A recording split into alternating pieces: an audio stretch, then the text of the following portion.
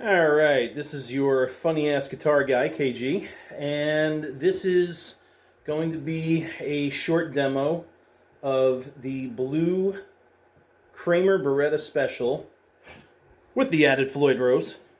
And that's the locking nut.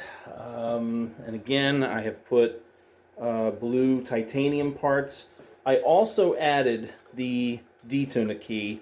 I have not completely set it up yet, so it's just there. But I wanted to get the demo done. I'll do this at another time when I actually have the opportunity. And I also changed the pickup out again. I had put the Duncan distortion in there, but I found that for whatever reason, it just didn't sound perfect. I now have a Seymour Duncan custom in this. I can't even begin to tell you not only the difference in tone, but for some reason also, what's the word I'm looking for? The sustain, I guess overall, yeah, tone. I'm so bad at doing this stuff. So for those of you that think I sound stupid, I won't argue with you. But anyway, that is the Floyd installation. There's your locking nut. Overall, it's a great player. I'll just play just a few chords so you can hear it. Nothing fancy.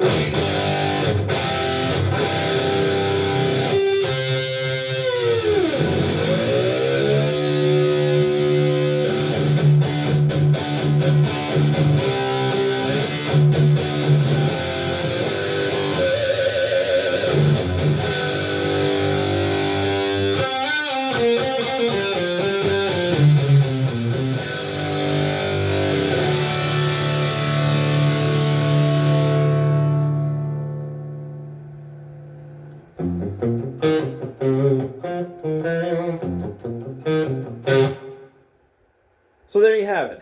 Like I said, for $179, and to add the Floyd Rose to it and the other parts, I think it's absolutely well worth it.